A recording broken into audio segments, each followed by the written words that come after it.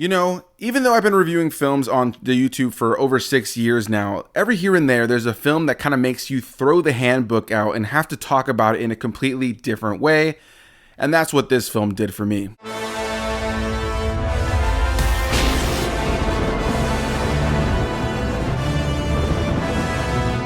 Hey guys, what's going on? Welcome back to the channel. I hope you're all doing well, and thanks so much for taking the time out of your day to click here on another video. And if you're new to the channel, well, thanks so much for stopping by. I really appreciate it. And today we're going to be talking about the latest film coming from A24 in collaboration with director and writer Alex Garland for a new film called Warfare. Written and directed by Alex Garland and Mendoza, this film stars people like DeFaro Woon-A-Tai, Will Poulter, Cosmo Jarvis, Joseph Quinn, and many more. This is a heavy watch. I'll start this off by saying that this is a very heavy, intense film. A film that I think in a lot of ways is going to hit a lot of people very, very differently.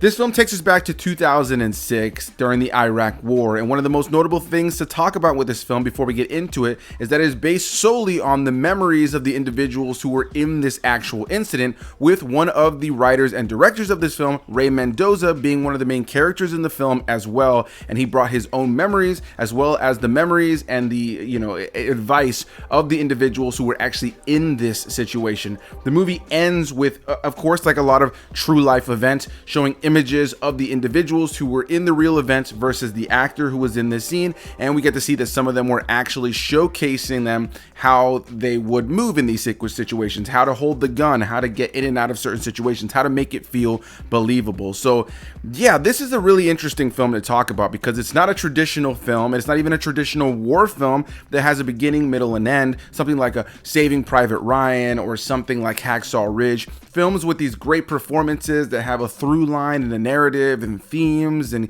characters that you can follow and a musical score that's memorable. This is a very quiet film with no musical score, a film that has punchy audio, a film that is so much about the moment and less so about a story. And so this film takes us back to 2006 and focuses on a group of US soldiers who find themselves hunkered down in one building as they're trying to escape after an IED attack that leaves some of them wounded, and now they must do everything they can to support one another, protect themselves as they wait for backup to arrive and help get them out of this dangerous situation. This isn't a film that has a long elaborate narrative with tons of different character arcs or anything like that, but it is a film that is intense. It's a film that feels real. It's a film that feels incredibly realistic in so many ways, whether it be the performances, whether it be the fear from these individuals, the scary elements of this whole story, the tension. And I was just really enthralled by this film. I was pulled in from beginning to end, and it's a film that once it gets going, once it gets punchy, once the first shot is fired, once the first explosion happens, you can't help but look at the screen. This is a film that I saw in IMAX, and the theater was just silent. Everybody was completely captivated by the movie from beginning to end, and I spoke to some of my fellow critics who were there seeing the movie as well, and everybody was just in agreement that this was just an intense movie. And so you have to talk about a film like this in a completely different way. This is not the kind of film to discuss, again, narrative themes and an overarching narrative and character arcs and musical score. I can talk about the filmmaking by saying that it is incredibly well shot. The sound design is phenomenal here. The gunshots are punchy. The explosions are horrifying. And there's so many moments in this film, whether it be the characters being lost in their own mind, whether it be them having muffled hearing, whether it be the explosions and the gunshots around them, whatever the case may be. Seeing this film in IMAX, the audio experience of the film was phenomenal. And that was something I had to say about Alex Garland's film last year, Civil War, that made it just really realistic and making it feel a lot scarier, made gunshots feel scary again in a world where we have so many movies where gunshots are just part of big over-the-top action. This is not a film that's going for action warfare here. This is a film that has warfare, that has, I guess, action, but it is horrifying. It's a film that showcases the absolute just horrifying realities that so many humans have had to face. And I think if there's one thing I could say about this is that whether you agree with the war, whether you disagree with the war, whether you feel they should have been there, whether you feel like they shouldn't have been there, whatever your political stance, I think one thing that we can all agree on is that there are so many men and women who gave their lives or completely came back different, whether it be from a physical wound, a mental wound, whatever the case may be, who, sacrificed their lives and put themselves on the line in a way that so many of us will never understand. And so watching a film like this, it's heavy. This movie really tackles that so well. And I think the way the film starts really showcases the stark difference of what can be in one moment and what can be in the next. The movie opens up as we follow all of these troopers, as we see them heading out for the next day. They're all in their gear, they're listening to music, they're watching a sexy video, a sexy workout video, and they're having a great time. Everything is loud, bombastic, they're having a good time. The music is going crazy, they're all smiling and laughing. And then the movie immediately cuts to the next day or that night, and they're heading in to do what they need to do. And from then on, there is not even the slightest bit of music that you'll be able to hear in this film. There is no musical score to back any of these moments. It is silent, and the only thing that you're going to be hearing moving forward is their footsteps, the gunfire, the explosions, their discussions, and just some other great audio design that's in here. But everything is based around reality. This isn't a film that's trying to pull you in with an epic score or any of those things. It's really a film about a moment, about a just scary situation, and seeing how it affected all these different troopers in this moment. You have people who are trying to stay strong, who need to stay strong so that they can continue to lead the troop, those who are completely crumbled by the situation, those who are now losing their minds, those who are afraid, those who are sad, those who are hurt and are just begging to be put out of their misery. I mean, this film tackles just a gambit of emotions, and as a viewer, it's the kind of movie where it's like you can only have respect for how well done this film is, because it's incredibly well shot. The sound design is incredible. The practical effects are incredibly well done. The costume design, the set design, the locations used, the practical effects when it comes down to the gun and the warfare. There is some CGI in the film, but for the most part, it's masked behind a lot of incredible practical effects. This is an incredibly effective film. It's a film that makes you think. It's a film that makes you think that you're tough day, it really ain't that bad. It just really ain't. And one thing that I really appreciated about this film as well is that while it is a film that is highlighting these heroic and brave individuals in this very scary situation, and in a lot of ways, these people who are being sent out by their government to do something, whether they like it or not, they're there, they're gonna do what they're gonna do, they want to serve their country.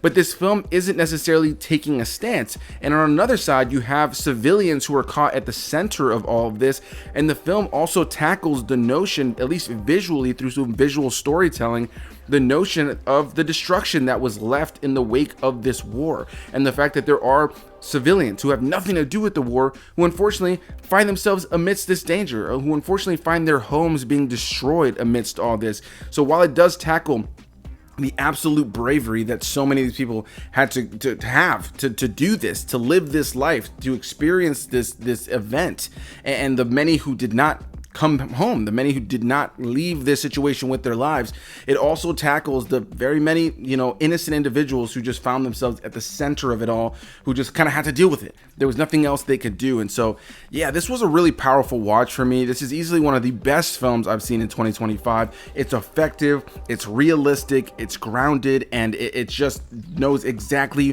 what it needs to be. And it's a movie that I can't see myself rewatching again, at least not anytime soon. This is the kind of movie that if I do watch it again, it'll be to probably show somebody who's never seen it.